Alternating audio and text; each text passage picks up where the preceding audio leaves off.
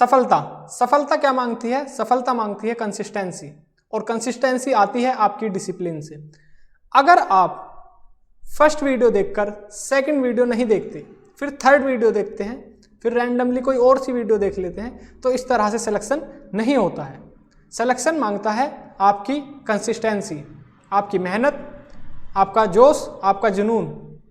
तो जितने मेरे भाई हैं जो वीडियो देख रहे हैं, सबसे पहले वीडियो को लाइक करें और चैनल को सब्सक्राइब करें, ताकि आप पर ये वीडियोस का नोटिफिकेशन टाइम टू टाइम पहुंचता रहे और आपको याद रहे कि मुझे वो 500 क्वेश्चन करने हैं जिसमें से मेरे 5 नंबर बिल्कुल पक्के हो जाएंगे।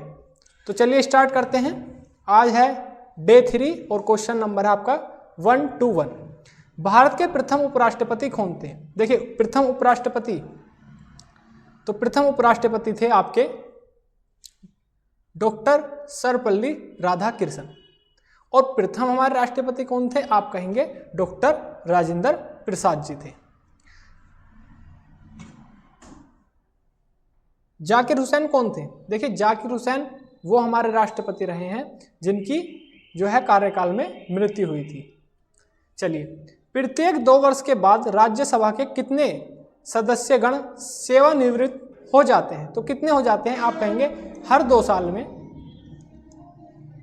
1/3 क्या हो जाते हैं? हमारे सेवानिवृत्त हो जाते हैं। अगला क्वेश्चन आपका, राज्यसभा सदस्यता के लिए न्यूनतम आयु कितनी है? देखिए राज्यसभा के लिए आपकी 30 वर्ष, लोकसभा के लिए है आपकी 25 वर्ष, इसी तरह से विधानसभा में है आपकी 25 वर्ष, और विधान परिषद इसमें कितनी है आपकी? 30 वर्ष। और उम्र की बात करते हैं, देखिए प्रधानमंत्री जो हमारा राज्यसभा से बन सकता है और लोकसभा से बन सकता है। तो अगर राज्यसभा से बनेगा तो 30 वर्ष होनी चाहिए उसकी उम्र, और लोकसभा से बनेगा तो न्यूनतम 25 वर्ष, मैक्सिमम कितनी भी हो सकती है। ठीक है, इसी प्रकार जो हमारे राष्ट्रपति हैं उनकी वर्ष 35 न्यूनतम आयु, और उपराष्ट्रपति जो हमारे उनकी भी 35 वर्ष होनी चाहिए। चलिए, यथा अगस्त 2018 राज्यसभा के अध्यक्ष कौन है? तो राज्यसभा के अध्यक्ष हमारे कौन हैं? जो अभी हैं वो है हमारे एम वेंकैया नायडू। राज्यसभा के जो अध्यक्ष हैं वो है एम वेंकैया नायडू। और राजनाथ सिंह जी कौन है हमारे? जल्दी कमेंट बॉक्स में लिखकर बताइए। निम्न में से कौन सी राज्यसभा की शक्तियों में से एक है? देखिए राज्यसभा की शक्तियों में से कोई एक है, तो ये आपको बताना है। यह है आपका गैर धन विधेयक पर विचार। धन विधेयक पर विचार नहीं करती है राज्यसभा, आर्टिकल 110 आप सभी को पता होगा। तो चलिए नेक्स्ट क्वेश्चन, भारत की प्रथम लोकसभा की प्रथम बैठक कब आयोजित की गई थी? तो कब आयोजित की गई थी? आप सभी को पता होगा जो हमारी लोकसभा है वो कब बनी थी? 1952 के आसपास। और 1952 में कौन सा ऑप्शन आपका? 13 मई, यानी कि जो फर्स्ट गठन हुआ था, फर्स्ट बैठक हुई थी वो 13 मई 1952 में हुई थी। लोकसभा की सदस्यता के लिए न्यूनतम आयु क्या निर्धारित की गई है? अभी मैंने आपको बताया था, क्या है? 25 वर्ष। चलिए, लोकसभा चुनाव में खड़े होने के लिए उम्मीदवारों की आयु कम से कम होनी चाहिए, तो मैंने बताया आपको अभी क्या? 25 वर्ष होनी चाहिए। लोकसभा में शून्यकाल की अवधि अधिक से अधिक कितनी हो सकती है? तो ये कितनी हो सकती है शून्यकाल? आप सभी को पता होगा कि जो शून्यकाल होता है वो हमारा प्रश्नकाल के बाद एकदम होता है या नहीं? तो जो शून्यकाल होता है वो हमारा क्या होता है? 1 घंटे का होता है, 12 से 1 बजे के। और शून्यकाल की विशेषता यह है कि ये भारत ने ही क्या किया है? भारत ने ही इसको इंट्रोड्यूस किया है। चलिए नेक्स्ट क्वेश्चन आपका, शून्यकाल का अर्थ क्या है? तो शून्यकाल का जो अर्थ है आपका वो है अति महत्वपूर्ण विषय पर चर्चा करना। जो शून्यकाल होता है उसमें हमारे पहले से हम कुछ भी मतलब उनको नोटिफाई नहीं करते हैं, कोई भी क्वेश्चन इसमें पूछ सकते हैं। इसके बाद आता है आपका, लोकसभा में सदस्यों द्वारा निजी विधेयक पेश करने की सूचना अवधि क्या है? तो सूचना अवधि क्या है? आप कहेंगे 1 माह। नेक्स्ट क्वेश्चन, संविधान द्वारा विचार की गई लोकसभा की अधिकतम ताकत यानी कि संख्या क्या हो सकती है? तो ये सभी को आपको पता होगा, ये कितनी है? 552 है मैक्सिमम जो हमारी क्या हो सकती है? इनकी संख्या हो सकती है। और इसके बाद जो आप एक सेकेंड, लोकसभा में कितनी सीटें एससी और एसटी के प्रतिनिधियों के लिए आरक्षित हैं? तो कितनी सीटें आरक्षित हैं? तो आप कहेंगे 131 सीटें आरक्षित हैं। इसमें से आपकी जो है 84 सीटें किसके लिए हैं? अनुसूचित जाति के लिए, और 47 सीटें किसके लिए हैं? अनुसूचित जनजाति के लिए। यानी कि 47 सीटें आपकी एसटी के लिए और 84 सीटें किसके लिए? आपकी एससी के लिए।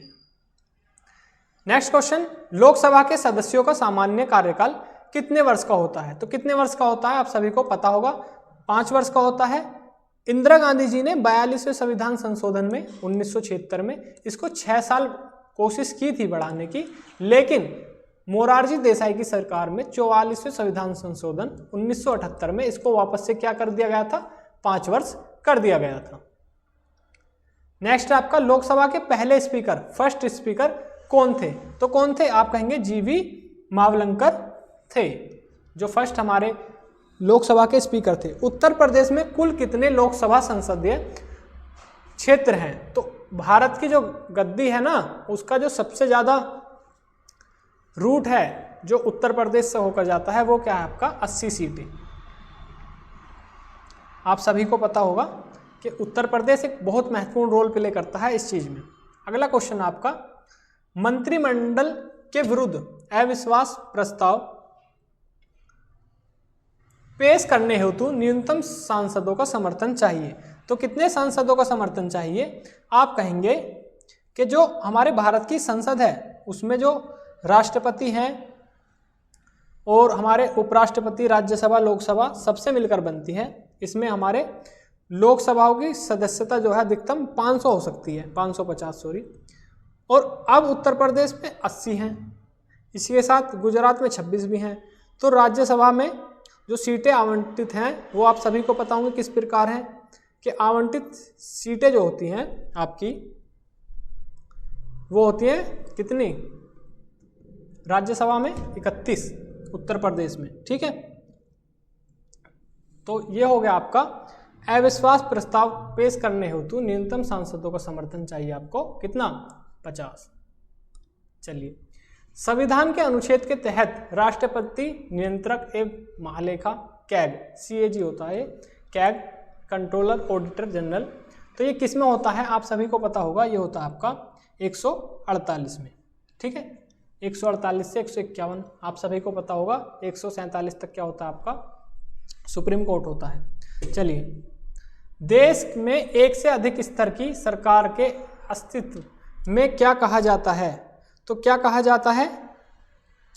ये कहा जाएगा आपका धर्मनिरपेक्षता, एकात्मक प्रणाली, लोकतंत्र, संघवाद। तो क्या कहा जाएगा? आप कहेंगे संघवाद। एक व्यक्ति जो संसद का सदस्य नहीं है उसे अधिकतम कितने महीनों के लिए मंत्री नियुक्त किया जा सकता है? देखिए 6 महीने। आप अगर किसी भी सदन के सदस्य नहीं हैं, आप प्रधानमंत्री भी बन सकते हैं, लेकिन आपको 6 महीने के अंदर भीतर एक कोई से भी हमारे क्या है उसकी लोकसभा या राज्यसभा की सदस्यता लेनी होती है, ठीक है। भारत की संघ कार्यकारिणी में निम्नलिखित में से कौन शामिल नहीं है? तो कौन शामिल नहीं है भारत की संघ में? आप कहेंगे उपराष्ट्रपति हैं, राष्ट्रपति हैं, प्रधानमंत्री हैं, लेकिन कौन नहीं है? हमारे राज्य के मुख्यमंत्री नहीं है, वो अपने राज्य में देखेंगे। नेक्स्ट आपका, भारत के केंद्रीय मंत्रिमंडल में अधिकतम कितने प्रतिशत मंत्री हो सकते हैं? तो कितने हो सकते हैं आप सभी को पता होगा। 75 के ए आर्टिकल में फर्स्ट 1 के ए में कितने हो सकते हैं? ये हो सकते हैं आपके 15%। मुख्य चुनाव आयुक्त का कार्यकाल 6 वर्ष या कितनी आयु तक होता है? तो ये पूछ रहे हैं हमारे चीफ इलेक्शन कमीशन के लिए। तो चीफ इलेक्शन कमीशन के लिए हमारा कितना हो सकता है आप सभी बताइए। तो ये हो सकता है आपका 65 वर्ष तक। और इसमें आपने यूपी में देखा होगा पीछे योगी जी ने 3 साल बढ़ा दिए थे जो राज्य चुनाव आयुक्त थे। भारत सरकार का प्रथम विधि अधिकारी कौन होता है? प्रथम विधिक अधिकारी, प्रथम विधिक हमारे कौन है? सलाहकार कौन है बताइए। तो प्रथम विधिक किसे बोलते हैं हम? अटॉर्नी जनरल को, आर्टिकल 76 महाधिवक्ता, ठीक है। चलिए, नेक्स्ट क्वेश्चन, भारतीय संविधान का कौन सा अनुच्छेद मुख्यमंत्री के कर्तव्य को परिभाषित करता है? तो कौन सा करता है? आप कहेंगे 167। नेक्स्ट क्वेश्चन, निम्नलिखित में से किस राज्य में विधान परिषद है? देखिए विधान परिषद आप सभी को पता होगा 6 राज्यों में है, ठीक है, मतलब 6 स्टेट में है। ये क्वेश्चन यहाँ से आ जाता है, और वो कौन कौन से स्टेट में है ये आप मुझे बताइए कमेंट बॉक्स में। 6 के 6 राज्य बताने हैं आप सभी को कि किस राज्य में है और किस राज्य में नहीं है। तो ये है आपका कर्नाटक, ठीक है, जैसे यूपी और बिहार में है, तेलंगाना आंध्र प्रदेश में, इसी तरह से कर्नाटक और किस में है बताइए। एक रह गया आपका, वो बताना आपको। संविधान के अनुच्छेद 161 के अनुसार निम्नलिखित में से किसे सजा माफ करने की शक्ति है? तो किसे है? आर्टिकल 72 आप सभी को पता होगा, पार्डन पावर भारत के राष्ट्रपति के पास है। नेक्स्ट क्वेश्चन आपका, स्वतंत्र भारत में किसी राज्य की प्रथम महिला राज्यपाल कौन थी? तो प्रथम महिला राज्यपाल आप सभी को पता होगा Sarojini Naidu, Nightingale of India. और ये किस राज्य की सबसे पहली महिला राज्यपाल थी? आप कहेंगे उत्तर प्रदेश। और उत्तर प्रदेश में ही सबसे पहले कौन बना था मुख्यमंत्री, महिला मुख्यमंत्री पूरे देश में? बताइए, सुचेता कृपलानी जी। विधानसभा का सत्र अवसान करने की शक्ति किसके पास होती है? मतलब विधानसभा जो है हमारी, एक तो देखिए विधान लोकसभा हो गई, एक राज्यसभा, इसी तरह से राज्य में क्या होती है? विधानसभा और विधान परिषद होती है। तो ये किसके पास होती है? आप कहेंगे राज्यपाल के पास, जिस तरह से उसमें राष्ट्रपति के पास होती है।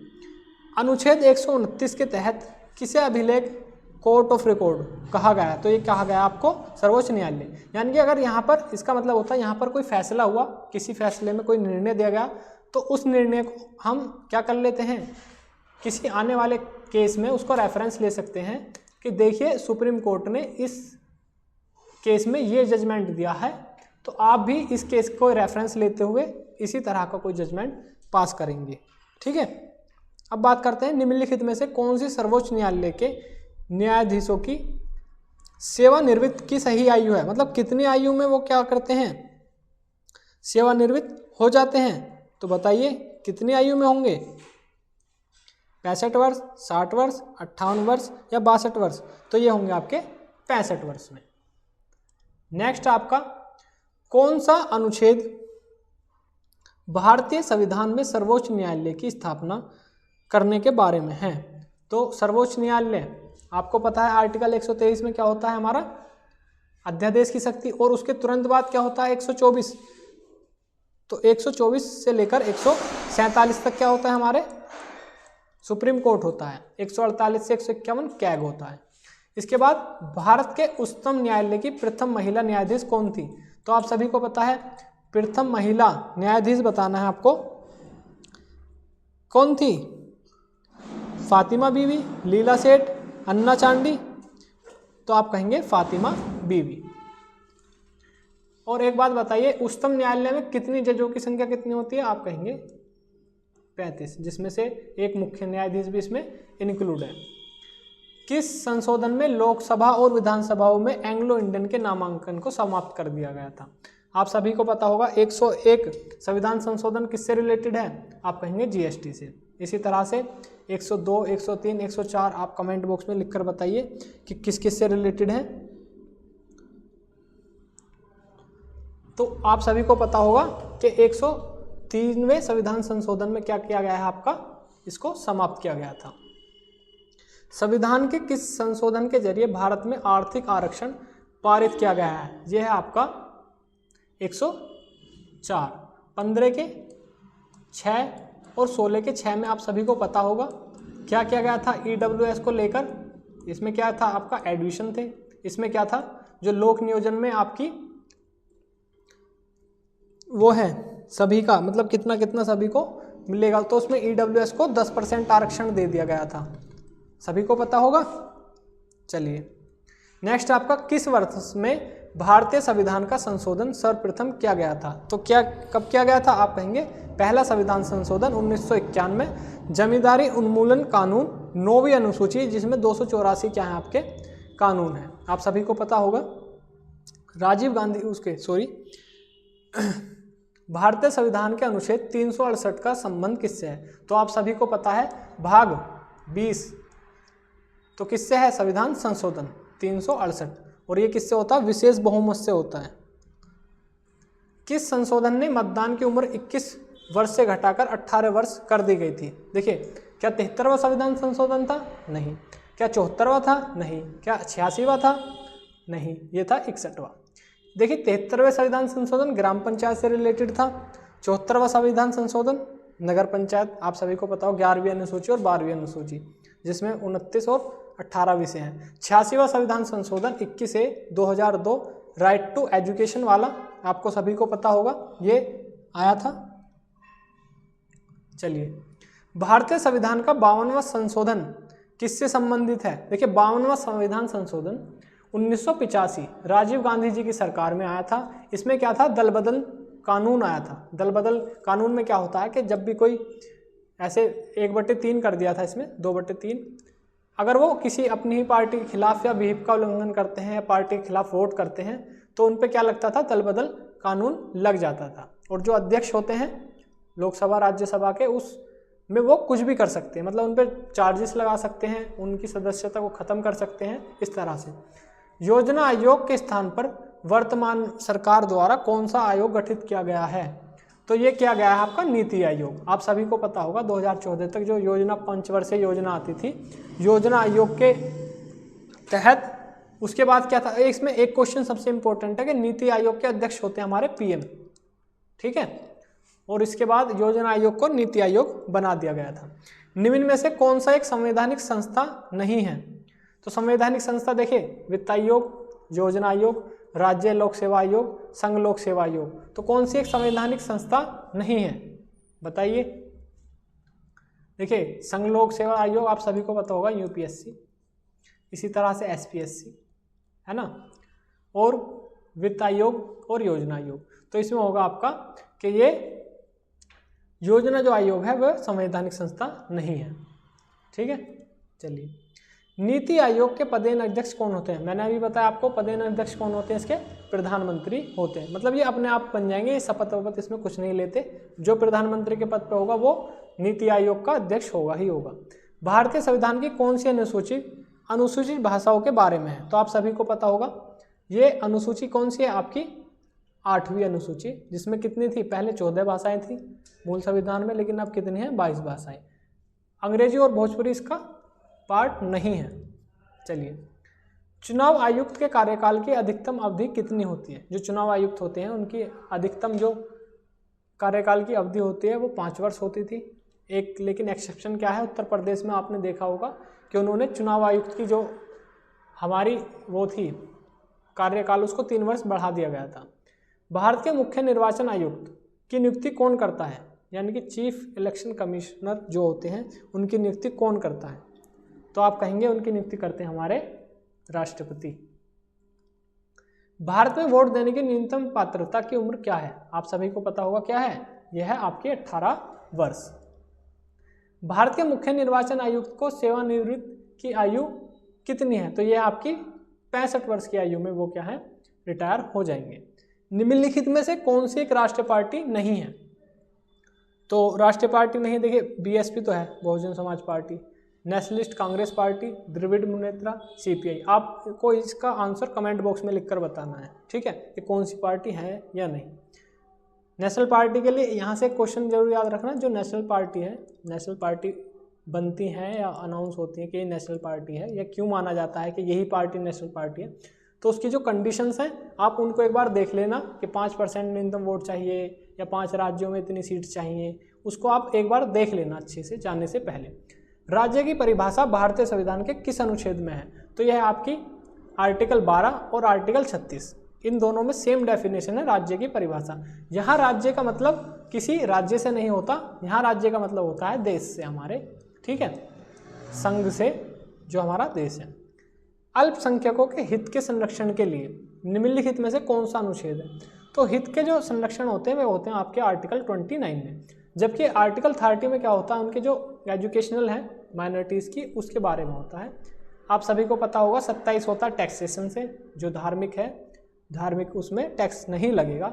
और 26वां होता है कि जो मैनेज करते हैं इनके अफेयर्स को, रिलीजियस अफेयर्स को जो मैनेज करते हैं, यानी कि धार्मिक जो भी हमारे कार्य हैं उन सभी को मैनेज करने का आपका किस में दिया गया है, अनुच्छेद 26 में दिया गया है।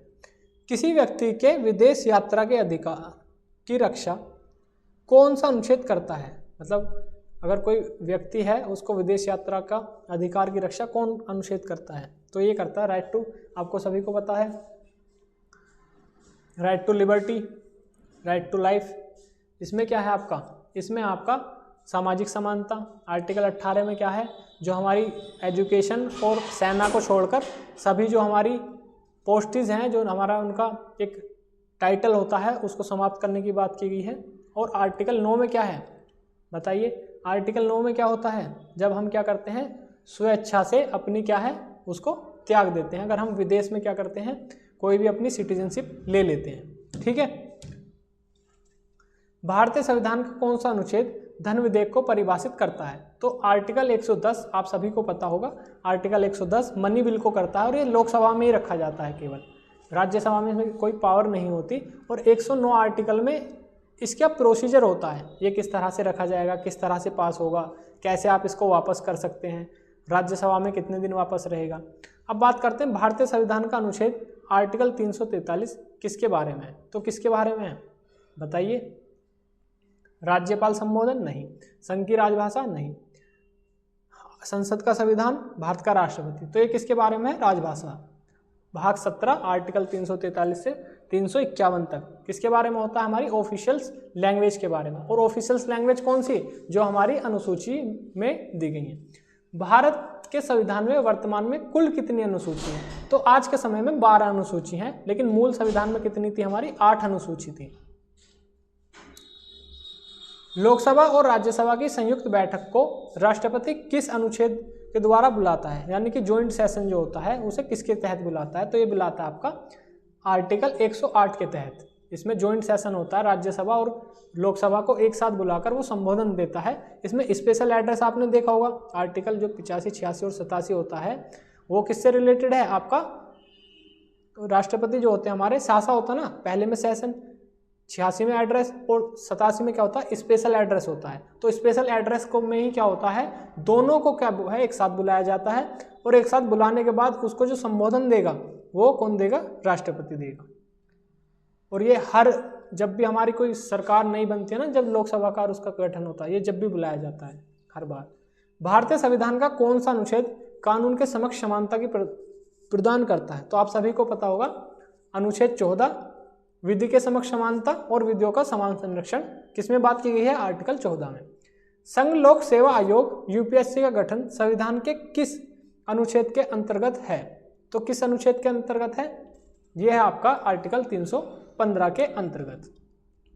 संविधान के किस अनुच्छेद के अनुसार राष्ट्रपति के पास अध्यादेश जारी करने की शक्ति होती है? अध्यादेश आप सभी को पता होगा आर्टिकल 123, 6 महीने इसकी वैलिडिटी रहती है, मतलब 6 महीने तक ये कानून बना रहता है जो अध्यादेश आता है। फिर वो किसी न किसी हमारे जो लोकसभा राज्यसभा उसमें पास करना होता है, फिर जाकर वो कानून बनता है, और अगर नहीं होता ऐसा तो वो रद्द हो जाता है। किस अनुच्छेद के, और ये आता क्यों है आप सभी को पता होगा, आता क्यों है? जब कहीं पर एक इमरजेंसी या कोई कॉल होती है इस तरह की, या कोई हमारे जो सदन है उनकी कार्यवाही नहीं चल रही, तो जब लाते हैं किसी इमरजेंसी को देखते हुए। अनुच्छेद के अधीन राज्यों के राज्यपाल को अध्यादेश जारी करने की शक्ति प्राप्त हुई है, तो किसके है? आप कहेंगे आर्टिकल 213। भारतीय संविधान की प्रस्तावना में समाजवादी शब्द किस संशोधन द्वारा लाया गया? ये लाया गया आपका 42वें संविधान संशोधन द्वारा। और इसके साथ 2 शब्द और हैं, धर्मनिरपेक्ष और कौन सा? इंटीग्रिटी, अखंडता। तो उनको भी ध्यान रखना आपको।